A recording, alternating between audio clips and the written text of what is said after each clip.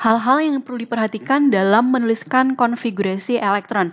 Yang pertama, asas larangan Pauli yang mengatakan bahwa tidak ada elektron yang mempunyai keempat bilangan kuantum yang sama. Contoh, orbital 1s yang terisi 2 elektron mempunyai arah rotasi elektron yang berbeda. Yang satu ke arah atas, yang artinya S-nya sama dengan plus setengah, dan yang satu ke arah bawah, artinya S sama dengan min setengah.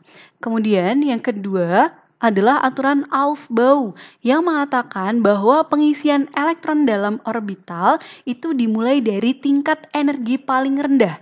Nah, urutan tingkat energi paling rendah menurut aturan Aufbau adalah menurut aturan tusuk sate ini, 1S, 2S, 2P, 3S, 3P, 4S, 3D, 4P, 5S, 4D, 5P, 6S, 4F, dan seterusnya.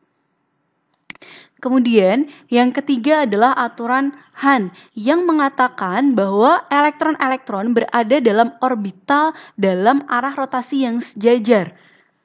Contoh, orbital P terisi 2 elektron, maka pengisian elektronnya adalah dengan arah rotasi yang sejajar terlebih dahulu. Atau misalnya orbital P terisi 4 elektron, maka pengisian elektron adalah arah rotasi sejajar hingga penuh, baru setelah itu elektron yang satu akan menempati orbital sebelah sini dengan arah rotasi yang berlawanan. Kemudian, maksimal elektron dalam setiap subkulit S maksimal 2 elektron, subkulit P 6 elektron, subkulit D 10 elektron, subkulit F adalah 14 elektron. Kita lihat contoh 1, neon dengan nomor atom 10.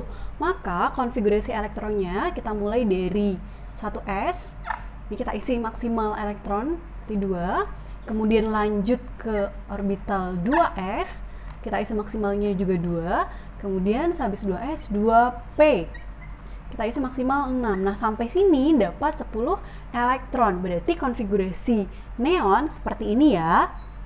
Kemudian kita lanjut ke nomor 2, P fosfor dengan nomor atom 15. Maka konfigurasi elektronnya kita mulai dari 1S terisi 2 elektron, kemudian 2S terisi 2 elektron, 2P terisi 6 elektron, kemudian sehabis 2P itu adalah 3S, kita isi maksimal 2 elektron. Oke, sampai sini 2 tambah 2 tambah 6 tambah 2, 12, maka biar 15, selanjutnya suborbital 3P kita isi 3. Nah, konfigurasinya seperti ini ya. Kalau kalian lihat konfigurasi P sampai di sini, ini mirip dengan konfigurasi Ne, neon. Maka di sini kalian bisa menyingkat konfigurasi fosfornya menjadi Ne, kemudian dilanjutkan 3S2, 3P, 3. Jadi kalian boleh menuliskan yang panjang seperti ini, boleh juga menyingkat menjadi seperti ini. Kita lanjut ke nomor 3. Nomor 3, Ar, argon dengan nomor atom 18. Maka konfigurasi elektronnya 1S2, 2S2, 2P6, kemudian sehabis 2P itu 3S, 2, sampai sini dapat 12 ya, kurang 6. Berarti 3P terisi penuh dengan 6 elektron. Oke, ini konfigurasi untuk argon. Lanjut ke nomor 4. Sc, skandium dengan nomor atomnya 21. Maka konfigurasi elektronnya 1S2, 2S2, 2P6, 3S2, 3P6.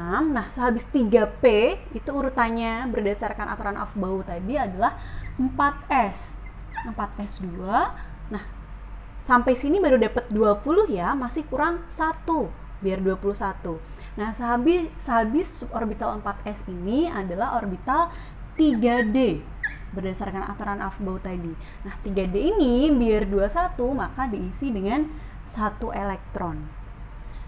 Nah, kalau kalian lihat sampai di sini ini mirip dengan konfigurasi argon. Maka konfigurasinya bisa dituliskan menjadi AR, kemudian 4S2, 3D1. Atau kalau kalian mau menuliskan urutannya dari kulit terdalam secara urut, kalian bisa menuliskan menjadi AR, kemudian 3D1, baru 4S2. Ini sama saja ya. Nah, sekarang kita akan belajar cara menyingkat konfigurasi elektron dengan menggunakan gas mulia. Syaratnya di sini kalian harus hafal apa saja unsur dari golongan 8A atau gas mulia beserta nomor atomnya. Jadi kalian bisa menghafalkan heboh negara Arab karena serangan ranjau. Kemudian nomor atomnya juga dihafalkan ya, 2, 10, 18, 36, 54, 86. Wajib hafal ya. Nah, tipsnya adalah nanti setelah atom He itu selalu diikuti dengan 2S, 3S, 3P, dan seterusnya berdasarkan aturan Aufbau tadi. Kemudian setelah Ne berarti 3S dan seterusnya. Setelah Ar itu 4S dan seterusnya. Setelah Kr itu 5S dan seterusnya. Setelah Xe 6S. Setelah Rn berarti 7S. Nah, cara menyingkat konfigurasi elektron dengan gas mulia adalah dengan menggunakan gas mulia dengan nomor atom terdekat di bawahnya. Jadi misalnya contoh, S belerang dengan nomor atom 16. Gas mulia terdekat di bawahnya adalah Ne, neon, dengan nomor atom 10. Nah, setelah Ne tadi dilanjutkan dengan 3S. 3S kita isi 2. Kemudian setelah 3S itu adalah 3P. Kita lihat dulu ya, sampai sini 10, tambah 2, 12, maka biar 16, 3P ini kita isi dengan 4 elektron. Lanjut ke nomor 2, Fe, besi, dengan nomor atom 26. Maka kita menggunakan gas mulia terdekat di bawahnya adalah Ar, argon, dengan nomor atom 18. Nah, setelah Ar tadi dilanjutkan dengan 4S. 4S kita isi 2. Kemudian setelah 4S berdasarkan aturan Aufbau dilanjutkan dengan 3D. Oke, kita hitung dulu ya. Ar itu 18 tambah 2 berarti 20. Maka biar 26 kurang 6. Maka kita isi 6 elektron pada suborbital 3D. Nah, ini kalian juga bisa mengurutkan berdasarkan urutan kulit dari yang paling dalam. Maka kalian bisa menuliskan Ar, 3D 6, 4S 2. Lanjut ke nomor 3, iodin dengan nomor atom 53. Maka gas mulia terdekat di bawahnya adalah Kr dengan nomor atom 36. Nah, setelah Kr itu dilanjutkan dengan 5S. 5S kita isi 2. Kemudian setelah 5S berdasarkan aturan Aufbau dilanjutkan dengan 4D. Oke, kita hitung dulu ya. Kr 36 tambah 2, 38. Berarti biar menjadi 53 masih kurang 12. Sedangkan D itu terisi maksimal 10. Oke, kalau seperti ini masih kurang elektronnya, berarti kita lanjutkan dengan subkulit berikutnya. Berdasarkan aturan Aufbau, setelah 4D itu adalah orbital 5P. Oke, sampai sini 36 tambah 2, 38 tambah 10, 48. Biar menjadi 53, maka 5P ini kita isi 5 elektron ya. Nah, ini kamu juga bisa menuliskan dengan urutan berdasarkan urutan kulitnya. Lanjut ke nomor 4, barium dengan nomor atom 56. Maka gas mulia terdekat di bawahnya adalah Xe dengan nomor atom 54. Nah, setelah Xe itu dilanjutkan dengan 6S.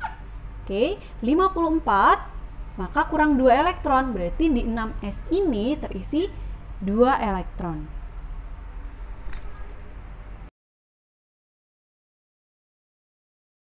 Nah, kali ini kita akan berbicara tentang kestabilan orbital D, di mana orbital D akan stabil apabila terisi penuh atau setengah penuh, terisi 10 elektron atau 5 elektron.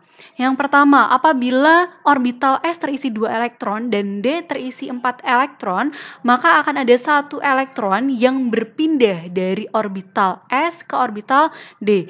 Contoh, misalnya 5s2, 4d4, maka akan ada 1 elektron yang berpindah dari orbital 5s ke orbital 4d sehingga menjadi 5s1, 4d5.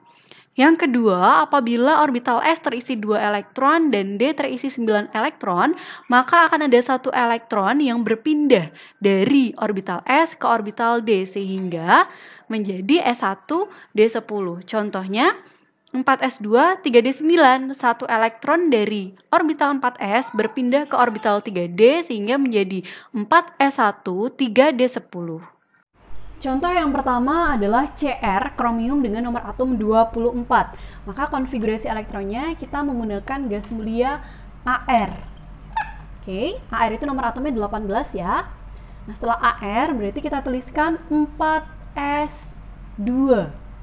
Setelah 4s berdasarkan aturan Aufbau, maka dilanjutkan dengan suborbital 3d. Kita hitung dulu ya.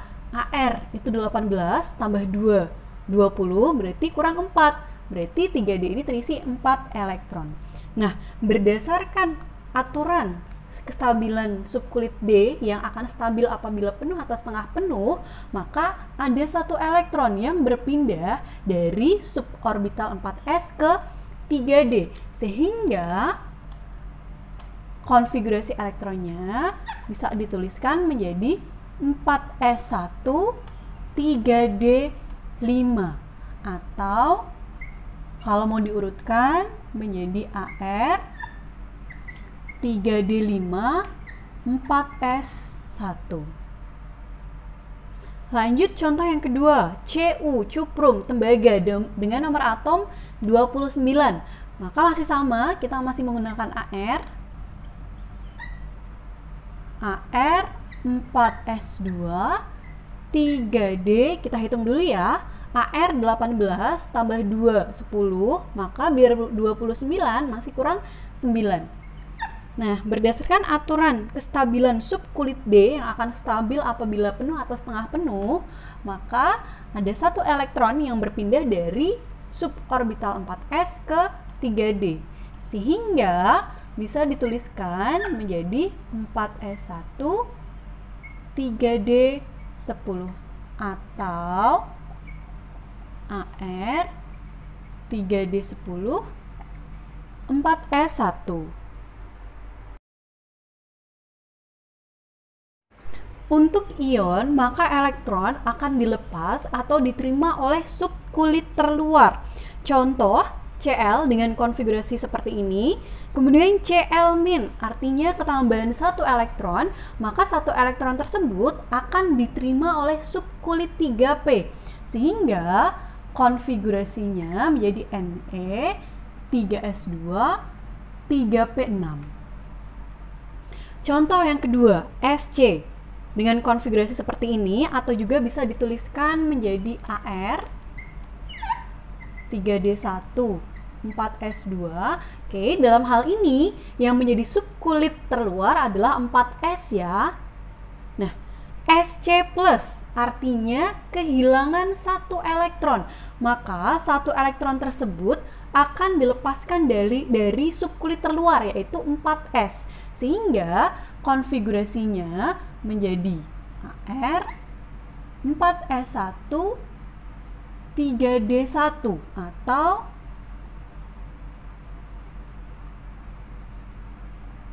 (3D1) 4s1.